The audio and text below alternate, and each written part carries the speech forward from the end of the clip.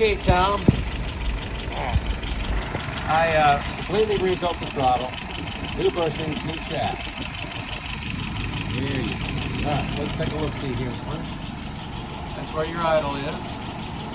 About 680. Vacuum is still good at 23. Fuel pressure is 2.75.